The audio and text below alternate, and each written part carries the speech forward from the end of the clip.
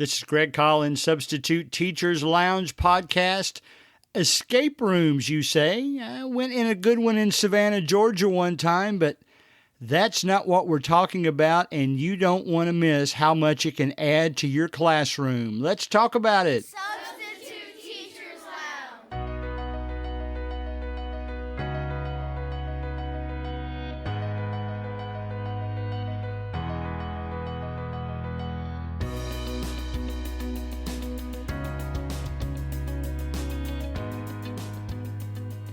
All right, guys, we are going to have some fun today. I've come across something that's really cool. A lot of you teachers already know what I'm talking about.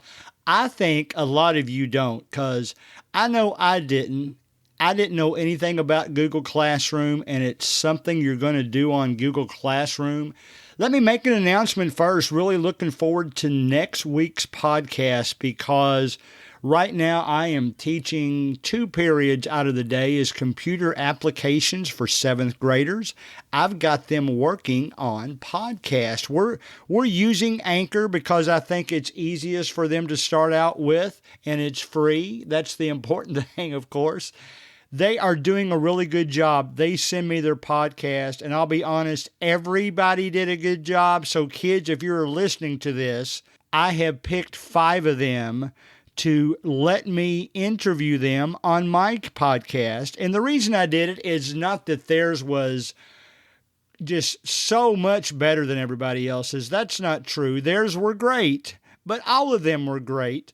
But these are the ones that you could tell they were really enjoying doing it. They were participating in a way that, I guess maybe the best way to say it, the way I set it up is I gave them a script, but there was a lot of fill in the blanks. It had to do with about virtual learning. And some of their ideas that they put in for virtual learning I thought was fantastic. So I am interviewing all of them in class with their parents' permission, in virtual class, of course. Parents' permission, school permission. School knows that I'm doing this. So I'm looking forward to that. We always have good results when we interview students in the podcast.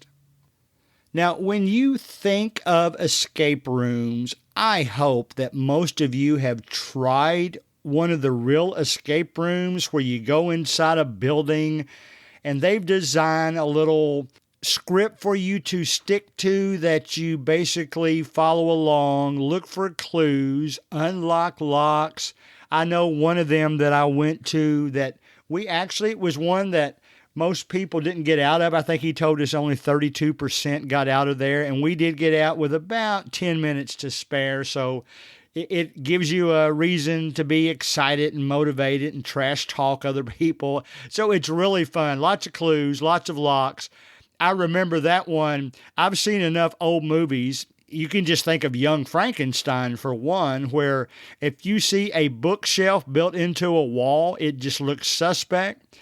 So as soon as I walked into an escape room, I said, that bookcase looks, I bet that's the way that's going to come into play with us later in the game. And sure enough, it played a big part of the game. I don't feel like I gave anything away. First of all, I didn't tell you where it was. I just told you to look for a bookcase, but it was a lot of fun. Those are real-life escape rooms. Well, not real life. They're fun escape rooms, but they're escape rooms in buildings that people participate in and they really enjoy. What I'm talking about is an escape room that you build in Google Classroom. And the reason the title of this podcast was worded the way it was, I really think, guys, once we get back to full-fledged substitute teaching and all of us are going back, I think this is something that you can not carry in, but be aware of, that you can use with free time at the end of the class. Kids love it. They love stuff like Kahoot and all the other scavenger hunts and all the other games they play too, but this is kind of a challenge. It's a challenge that they can participate in. And I'm going to talk about them a little bit. I'm going to tell you about one I bought for $3 that I would recommend. And then I'll tell you about some YouTube videos. I'll give the people that created the videos full credit because I want you all to know about them. But here's the deal. I'm going to tell you about the one I bought first, and then we'll move on to ideas and how you create your own. And I fully expect it to do this. I wanted to buy one first to see how it was set up. I used it in class, and I'm going to tell you what it is, and I'll tell you how you can get the same one if you're studying this material. I bought it and I got some ideas from it and I watched some videos. So the one I got is from Teachers Pay Teachers. I found it on that website. I am looking at it right now. If you buy it from them, this particular one was done by Scaffolded Math and Science. I was looking for something a little bit of fun that I could buy. What you basically do, it's just like when you buy software, you're buying a license to do something. So I bought a license. Then they send you an email, and there are links to click on within the email that take you where you need to be to open it. Now, in this case, the one I bought was called GCF and LCM, which is a couple of math terms: greatest common factor, least common multiple, digital math escape room. And what happens when they send it to you, you download a PDF and then you open that, and I'm looking right at it now. I will tell you that, again, it's scaffoldedmath.com. This one was created by a teacher named Shauna McKay. She began her teaching career in 2004. Maybe I can get her on this podcast eventually. But she created this one. And what you do, you basically open it's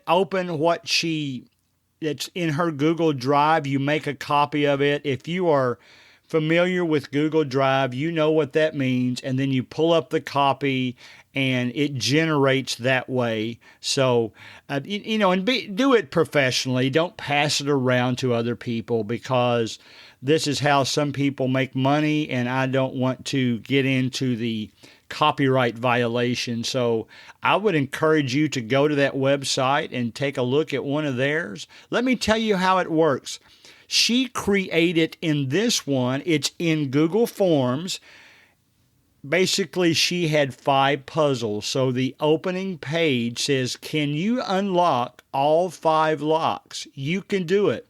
She's got a picture of 5 different colored locks. You could do that easy enough just by pulling in a picture. I think maybe she might have even created these, because they're not just pictures, images of locks. They're actually different colored locks, 5 different colors. And the way you begin it is you type, the student will type their name in, hit the submit key or enter key. I can't remember which one it is. It is enter, and then you go to section 2. Now I'm actually looking at the version that's the teacher's version that hasn't been loaded to the classroom, so I can see it all right now. So while doing this, I'm not going to be overly descriptive about a Google form, because that's kind of for a different subject. But I noticed the way she has set it up. When you go into, you're doing a quiz assignment form, those are one of the Google forms that you can pull up and start from scratch. So she basically created a puzzle for the first part. There's a part where you ask a question, just like you're creating a test. She put the question on short answer mode so that the kids have to type something in. She gives the form the correct answer. And one thing that's very important when you do this is when you click the 3 dots down at the bottom of the page, she has added response validation. Now that's important for an escape room, because if they type in the wrong answer first, they get a message. She's got a message in here. Keep trying. You can do it. So that's how you do that. So she's got 5 of these set up. She's got one on a different page, and basically one on each of 5 pages. And basically what the student then does is they answer the questions. I think this one had 4 questions on the page. She's got it set up. These are number answers. So I'll give you, for instance, the lowest common multiple of 5 and 7 is 35 because those are prime numbers. You just multiply them together. And then she's got a chart. Looks like it's hanging on the wall for answer choices. And the number 35 is in the same block as the letter A. So part of the code that you would need then would be the letter A. And they do 4 of those, type in all their letters, click their answer button, and then if they're right, it takes them on to the next page. And guys, I did this in my classroom, and they love it. And then what she did, when you go to the next section, it's set up the exact same way, except the top part of it says puzzle 1 complete. You did it. You unlock the first lock. That's on one page.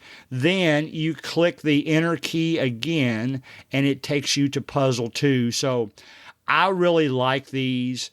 Our kids did this past week, and you can just tell how competitive they were, and it got them really excited because it was something fun they could do virtually. I will tell you, as much as I love Kahoot, when you're in a virtual mode, students drop out all the time. They lose their internet connection. If they've got their video turned on so that I can see them, well, then that takes just enough bandwidth that maybe when they see the answer or the question is just a little bit slower.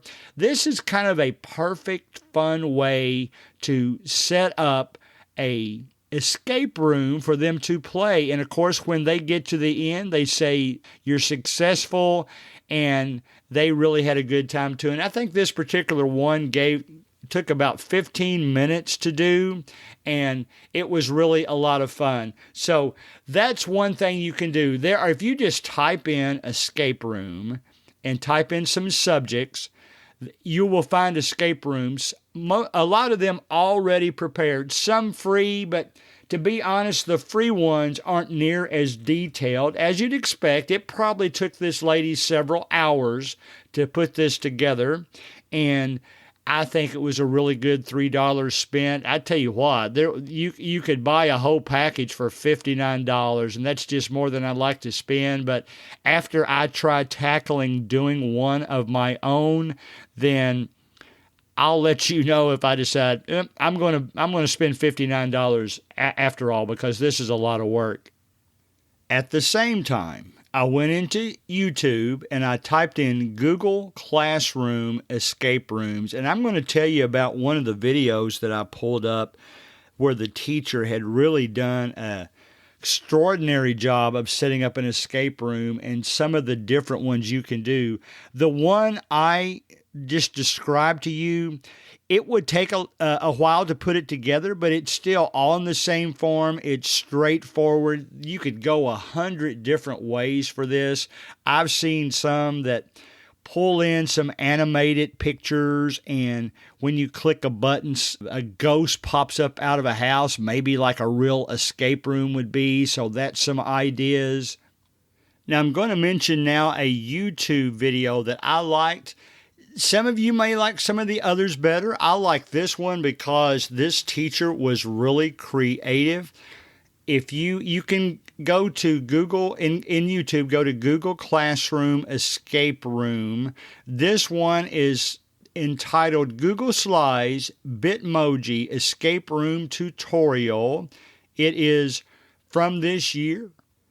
It is by the YouTube channel, The Skeptical Educator. She will introduce herself to you, so I won't give away her name, but I really enjoyed this one. It was about 15 minutes long, and she takes you through everything from setting up links. She's still in Google Forms, but she took it to the level of she's got a timer hanging on the wall. She's got a coat rack. She's got a door, an accordion, things sitting on the table, and all of these are clues. She's got her Bitmoji holding a magnifying glass that, like, Sherlock Holmes would have held, and it's really good. If you click on the door, there is a lock on the door, and after you find the various codes that you need to find, you'll have a way out of the door. You would just click the door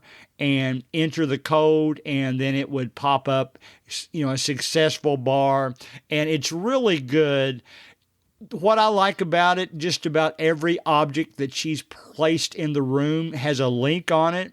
So some of the creative things you could do, you could actually record your own voice in an audio file and then link it to, or, make it something the kids can connect to. Of course, you'd have to have it loaded into Google Classroom. Maybe the easier way would be to record yourself into YouTube or into something that is clickable and that is available to the public. But she explains all of that. So I really like hers. Hers is interesting, and it's relatively detailed. And I know it would take you a while to put one like this together, but there are so many tutorials on YouTube about how to do this. So here is my suggestion to you, and I think I'll just tell it to you in a way that I plan to do it.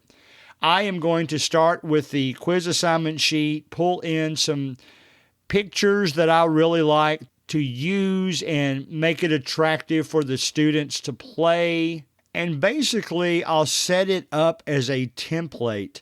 I will maybe create a few things, save it, possibly under 4 or 5 different names, and then change each one just a little bit. So every time you create an escape room, it's not like you're going to have to create it from scratch. You could pull up a template, use the same charts you had hanging on the wall, the same score sheets. If you've got maybe one painting perhaps hanging on the wall that's got numbers and how they relate to letters, and you could really be successful with this, because what I plan to do is have a lot of these that I can get to on their Google Slides account, and I will tell them what my address is, what my Google account is, so that they can get to it. I'll get permission from the teacher to load it into their Google Classroom, and it's just something kind of fun they can play with. So whether you're in math or science or history, I think history would be good for this, because they couldn't move on until perhaps they found a location or found an event in history that happened. So be thinking about what you would do in your escape room. The ideas I have had so far, since I am mainly math, I'll create one for math. I'm going to use it in my 6th and 7th grade. I'm still teaching virtually. We may go back live on January 4th. That's what we're planning to do. But of course, everything is subject to change because it's 2020 and we're still in the pandemic protocol. So we'll play that by ear. But all the more reason to have things like this for the kids to do, because I tell you what, they like the escape room so much that they were telling other students about it, and I've got some other teachers interested in it. I gave them the link that they could see some things on how to do it. I really want to emphasize how important it is. So basically what I'm going to do is I'm going to create a home page. That'll be the welcome page to the students. You could use that across every escape room you have, or at least start with it. And then when you change it, you can just change some colors here and there, move some things around. If you're not familiar with Google Classroom, that's the first thing you really need to familiarize yourself, how you can set up Google Forms and load them to Google Classroom. The first thing we did, of course, when the school year started is we all set up our Bitmojis and had our home room. In mine, I had a table and chair with a computer. I had objects like a picture hanging on my wall of my grandkids. I found some animated things that showed one math problem that it's written the same and the answer's the same even when it spins and turns itself upside down. Really kind of cool. I had a volleyball and a softball in there. I had a beanbag chair. I had my Bitmoji. If you're not familiar with Bitmoji, go into your smartphone and create one. I thought it was kind of silly that all the teachers were doing it. And then I could not believe how much I enjoyed it after I created my own. So do that. And then the way Bitmoji works, you can then type something in like happy birthday or math or anything, and it will bring up images of your Bitmoji, the one that you created yourself, doing something like maybe holding a calculator, when you punch in the word math. So it's really cool. Now, I'll give you one little aside real quick. I think the best way to create your Bitmoji is not from scratch, but go into that Bitmoji and app, and one of the things it will allow you to do is take a photo of yourself, and then it will create it as best as possible from the photo. Now, I'll be honest, it didn't make my nose big enough, and it didn't make me old enough, so I took care of those two things. I added some wrinkles, I made my nose bigger, and the kids know when they see this that it's me. So it's really kind of cool. So when you're doing your escape rooms, then you can drag your Bitmoji into it. What I foresee doing to mine is having a Bitmoji. I don't know if I'll have a moving mouth, but if you click my Bitmoji, I will have an audio file that opens up and have me describe, here's what you need to do in the first step, and when you complete it, do this. You have to be specific, just like any other. If you've watched movies or played games where you've trying to solve a mystery, that's all an escape room is. You just give them, if you're in a math class, you give them different math problems. When they solve one, it takes them to another clue. If you're not as much into this, I've seen scavenger hunts inside classrooms. I'm not sure how soon we'll get back to being able to do that because there was a lot of closeness and bumping shoulders as you went around the room. I saw a good one in a math class one time that had problems hanging on the board, and when you solved it, it said, oh, if you think the answer is this, go to this. And it had another sheet hanging somewhere else in the classroom, and that's the way they progress. But I really like this escape room concept. I honestly do. I think it will give the reason for the students to be excited. If you become an escape room person, they'll be excited when they see you teaching their class for the day because they know that may be a possibility that you're going to open up an escape room for them to do. Now, here's what I'm doing in my computer applications class as well. One of the projects we're going to work on after the first of the year, I'm going to have them create their own escape room. I'll let them keep it simple. They can do it in the Google Forms, of course. We've already had a couple of projects that use Google Forms, so they're already familiar with that. But they'll be able to go in, create an escape room. I told them it doesn't necessarily have to be about a school topic. If they just want to make it a trivia game, I really think it's going to be a lot of fun for them to design those. So I just wanted you to know about those escape rooms today. I encourage you to get out and view the material that I've mentioned. It's a lot of fun. It's basically just like you create anything else. If you've ever created a website, you drag pictures in and out. Google Sites is a good place to do that, by the way, for free. Even if you've done a manual escape room or scavenger hunt, that took a while to put together, so this will be no different. It's going to take you a while to put together, but once you have done that, you've got a template to work from. You can just make a copy of that one and change the questions and change the answers, but maybe the basic layout will be the same. So I would encourage you to do that. I think it's going to be a lot of fun. That's basically our topic for today, escape rooms. So build one, use it in your classroom, make it a lot of fun for all the students.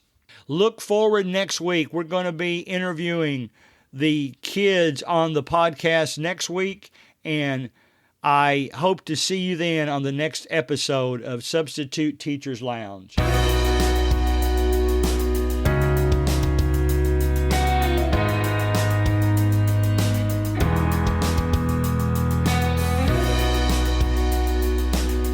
Music provided by Ben Sound.